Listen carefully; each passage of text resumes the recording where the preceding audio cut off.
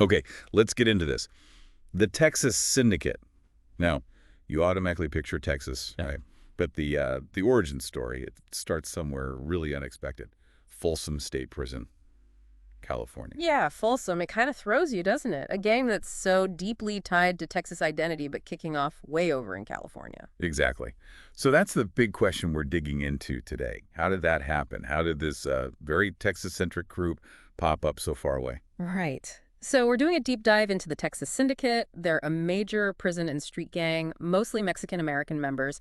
And our goal here, for you listening, is to really get a clear picture of them, where they came from, what they do, how they're set up, why they matter. And we're piecing this together from, well, a few different places. There's a main Wikipedia source, but also details pulled from the Florida Department of Corrections, InsidePrison.com. A National Drug Intelligence Center report, some law essays, an AG report to Congress, even a news piece from El Milenio. So a decent mix of sources to build from. Okay, so Folsom, 1978. That date just jumps out. What was going on there? What actually sparked it? Well, you have to understand the context inside Folsom back then. The sources say it was founded in '78, like you said, specifically because native Texas inmates felt they were being targeted Targeted by who? by the established California gangs. Think Aryan Brotherhood, the Mexican Mafia. Those groups were already powerful there, and the Texan inmates, they were reportedly being preyed upon. So it's literally about protection, self-defense. Pretty much, yeah, a survival strategy in a really hostile place. They banded together to watch each other's backs. That's interesting. And the sources mentioned something about them associating with Mexican immigrant prisoners. How did that make them different from, say, the Mexican Mafia or Nostra Familia? That's a key point. It set them apart. Those other major Hispanic gangs had very strong California roots and identities, often excluding more recent arrivals or those from other states. Oh. So the Texas Syndicate, aligning with Mexican immigrant inmates alongside the native Texans, gave them a unique base, maybe different cultural dynamics within the gang itself. And it makes them the oldest Texan prison gang, even though they started in California. The irony, huh? Definitely ironic. Oldest Texan prison gang, born in Cali. So they start out trying to survive, but where are they now? What's their reach today? Right, because they clearly didn't just stay a small protective group in Folsom. No, not at all. The estimates now put membership somewhere over 1,300 people. It's still predominantly Mexican-American guys, generally in the, say, 20 to 40 age range. And territory. Still California, or have they moved closer to their name? Oh, they are definitely major players in Texas now, both in the prisons and on the streets. The sources point to key areas like Austin, Corpus Christi, down in the Rio Grande Valley, and up in Dallas-Fort Worth. That's where you see their street gang activity. But not only Texas. Right. They operate in state and federal prisons pretty much across the U.S. FCI Oakdale in Louisiana gets a specific mention, and interestingly, San Quentin back in California. Circle, almost. Kinda, yeah. And even some presence reported way over in Florida. So, Texas is the heartland, you could say, but their influence goes way beyond. Okay, so they start defensively, but obviously something changed.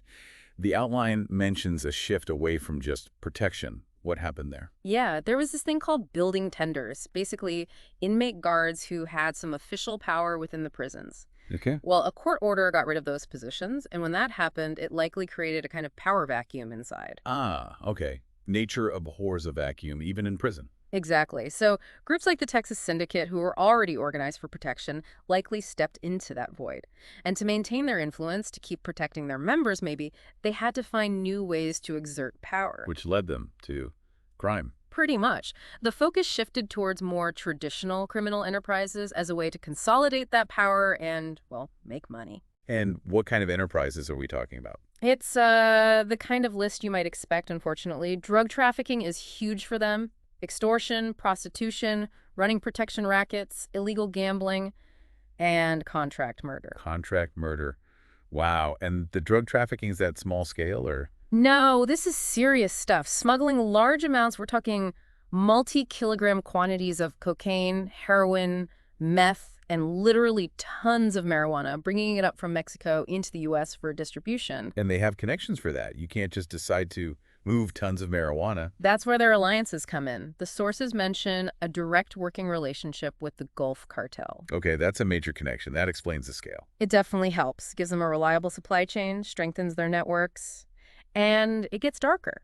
They've also been linked to carrying out contract killings for Los Zetas. So they're acting as muscle for cartels sometimes, too. Seems that way, yeah. It shows a level of integration into that whole cross-border criminal world that goes beyond just prison gang stuff.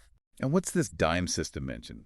Sounds like some kind of tax. It is. Basically, members who get released or paroled, they have to pay a tax, 10%, the dime, on whatever money they make on the outside. And that money goes where? It goes back to the members who are still locked up. It's a way to keep the core gang funded and maintain control, even over guys who are technically out. Wow. So the prison remains the power center, financially, too. That's a tight grip.